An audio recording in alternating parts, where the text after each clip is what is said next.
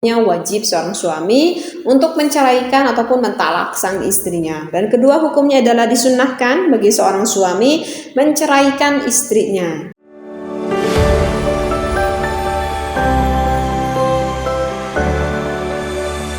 Bismillahirrahmanirrahim. Assalamualaikum warahmatullahi wabarakatuh. Para jemaah fikih nikah rahimakumullah. Diceritakan ada seorang bapak, seorang suami, ini kaya nih suaminya. Kenapa? Karena kaya banyak uangnya? Bukan, ini suami bukan kaya karena banyak uangnya, tetapi ini suami kaya dikarenakan banyak istrinya. Orang lain punya satu, ini seorang suami punya istrinya tuh sampai 3 misalkan ya, artinya ya berpoligami. Tetapi ada sedikit akhir-akhir ini misalkan ada sedikit keluhan. Keluhannya apa? Keluhannya adalah sang suami ini merasa tidak berlaku adil di dalam memberikan nafkah batiniyahnya kepada istri-istrinya. Mungkin yang dimaksud di sini nafkah batiniyah, paham ya, yaitu di dalam urusan ranjangnya gitu ya. Misalkan sang suami memberikan kilir kepada istri-istrinya itu misalkan 4 hari misalkan gitu ya. Nah, untuk istri yang pertama misalkan dikunjungi nih sama suaminya 4 hari gitu ya. Tetapi cuman sanggup menggaulinya hanya 1 kali aja gitu ya. Kemudian istri yang keduanya juga sama 4 hari 4 malam dan sanggup menggauli istri yang kedua itu misalkan sekitar 2 kali misalkan. Nah, sedangkan istri yang ketiga ini gitu, dikarenakan ini baru lagi nikah nih sama yang istri ketiga, berarti pengantin baru ya.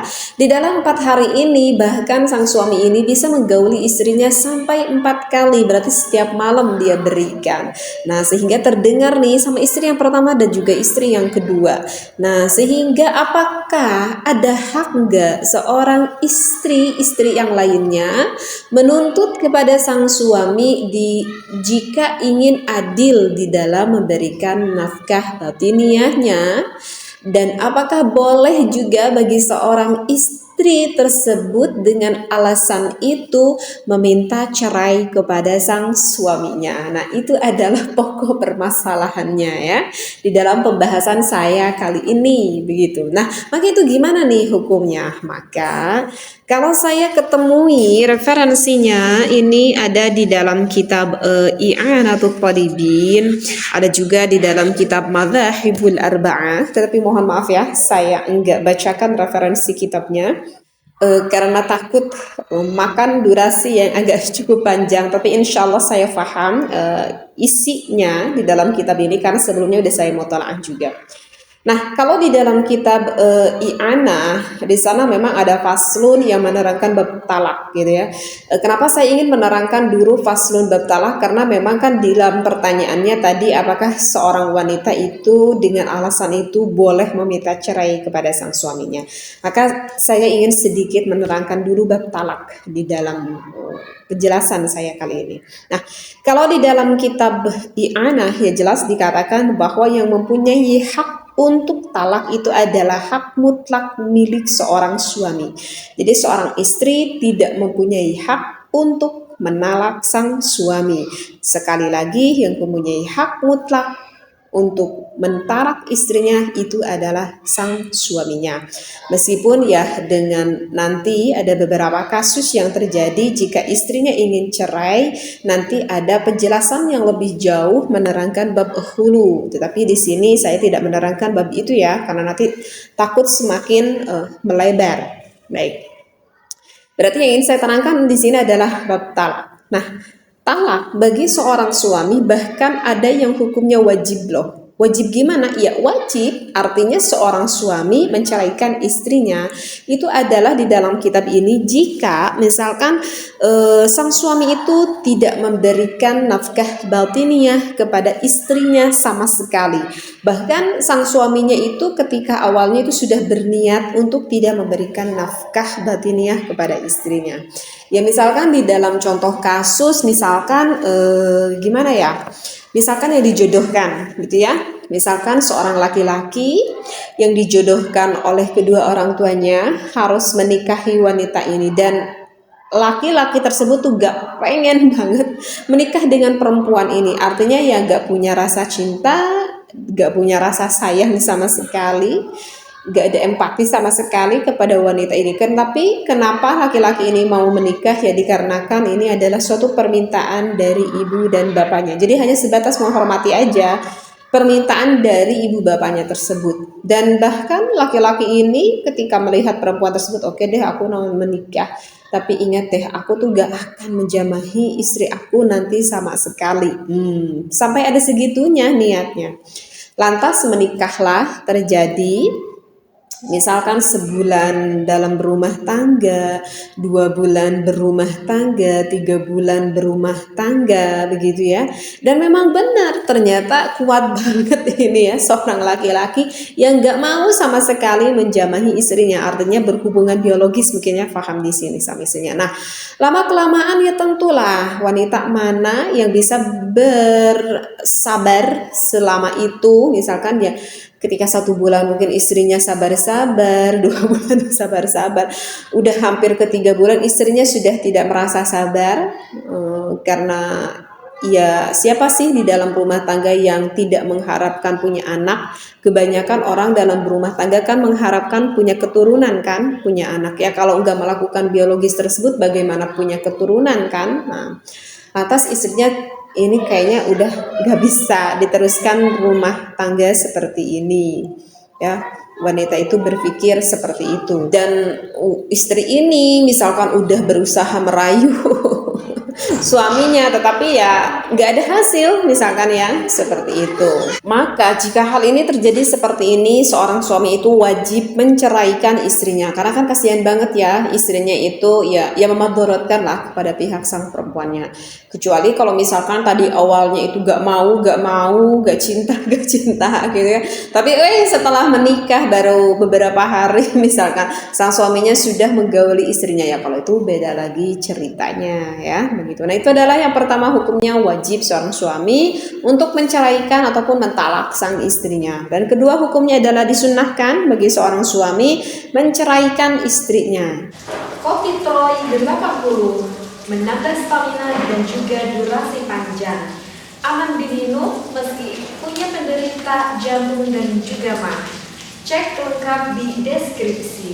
Jika sang suami tidak mencukupi akan hak istrinya, ini tuh luas banget ya. Yang mana sih hak istri itu? Mungkin sang suami udah banyak paham ya, misalkan memberikan nafkah batiniah ataupun memberikan nafkah lahiriah, itu kan kewajiban sang suami ya, yang harus diberikan kepada istrinya, dan itu merupakan hak istrinya. Ini misalkan sang suami itu ya sekarang ini misalkan tidak bisa mencukupi hal itu, ya contohnya seperti apa ya? Misalkan dulunya suami ini bisa menyenangkan istrinya, memberikan nafkah batiniahnya di dalam urusan ranjang. Misalkan dikarenakan sang suaminya mendapatkan suatu penyakit, naudzubillah, misalkan punya penyakit apa ya? Misalkan punya penyakit diabetes kali gitu ya. Biasanya orang yang punya penyakit diabetes yang udah agak cukup tinggi, sehingga seorang suami itu rasa syahwatnya itu ada, bahkan bisa dikatakan tinggi rasa syahwatnya, tapi sayang sekali seorang suami ini tidak bisa memberikan ataupun menyalurkan rasa syahwatnya itu kepada sang istrinya. Jadi dikarenakan penyakit itu, dikarenakan penyakit diabetes itu.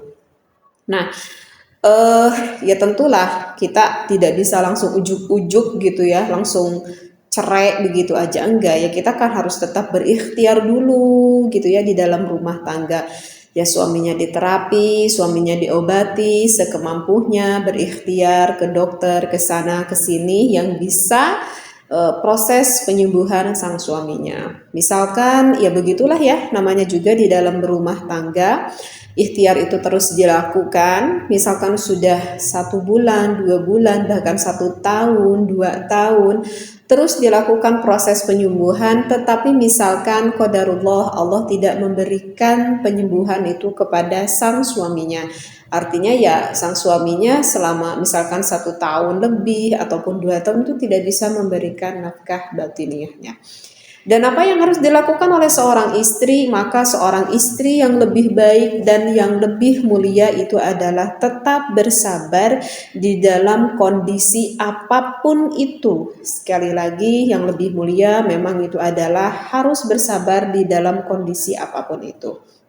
Tetapi kita juga kan tidak bisa menyamakan antara satu dengan yang lainnya.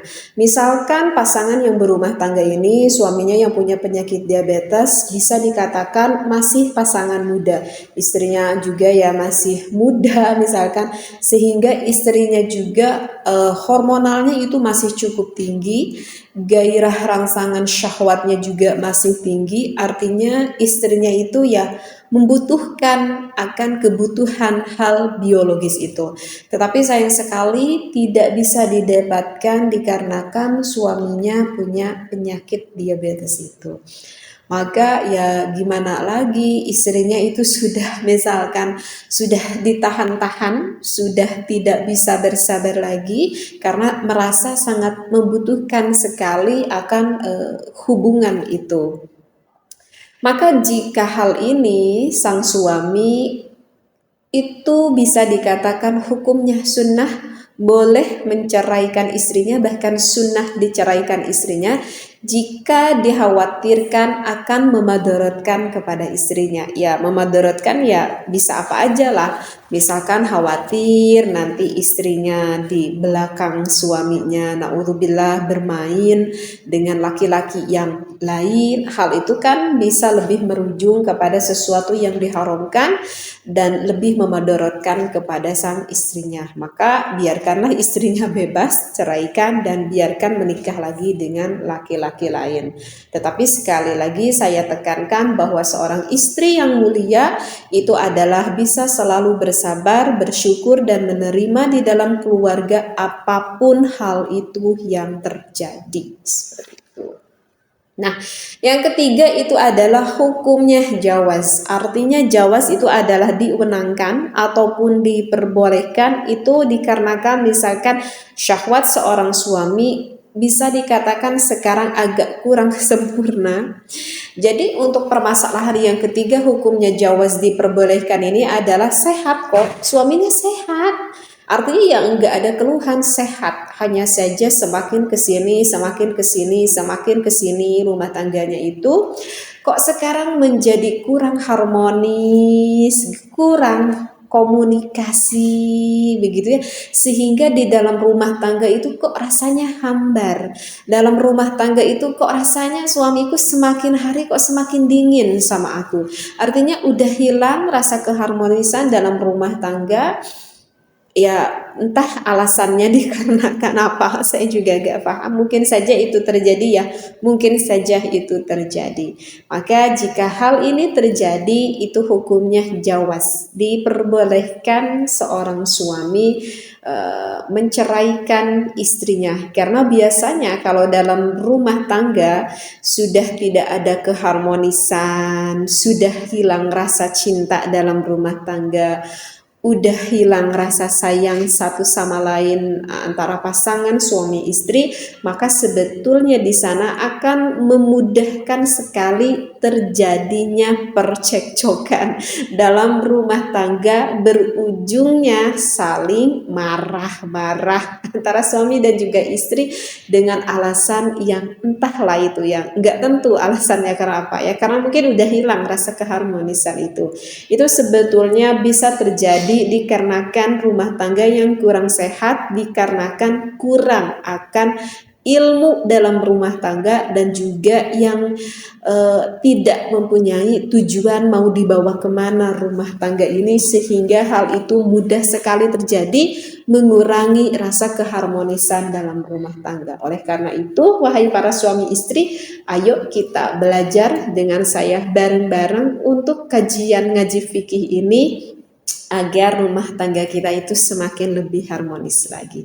Nah, itu adalah memang di dalam kitab I'anah belum menjawab dengan apa yang tadi saya pertanyakan. Sengaja saya terangkan dulu bab ini agar kita semakin menambah banyak wawasan. Baik, sekarang untuk jawaban yang tadi saya pertanyakan itu ada di dalam kitab Madzhabul Arba'ah yang saya temukan. Jadi pertanyaan kan tadi gini kan, seorang suami merasa tidak adil kok menggauli istri yang pertama itu cuma 1 kali, istri kedua ya 2 kali, dan istri ketiga bisa sampai 4 kali. Apakah itu dikatakan tidak adil bagi seorang suami? Itu tidak termasuk, karena yang diperintah di dalam fikih adil di sini itu adalah hanya bab kism aja. Bab kismu aja, artinya kismu di sini adalah menggilir antara satu istri, kedua, dan yang ketiga, ataupun kalau 4 misalkan yang keempat. Misalkan ya harus didiskusikan dulu, ridhonya mau berapa hari nih, aku ridhonya 4 hari, oke, kita samakan, istri pertama 4 hari, istri kedua 4 hari, istri ketiga 4 hari. Nah, yang dimaksud harus berlaku adil adalah di sini memberikan jatah waktu 4 hari, 4 hari, 4 hari. Adapun di dalam memberikan nafkah batiniyah di dalam urusan ranjang itu tidak diwajibkan harus sama. Kalau istri yang pertama 3 kali, maka istri kedua 3 kali, istri ketiga juga 3 kali. Tidak seperti itu, ya. Itu tergantung kemampuan dari sang suami gitu. Wajar aja kan kalau yang istri ketiga itu lebih semangat karena kan istri baru namanya juga yang baru kan biasa suka lebih semangat kan seperti itu ya.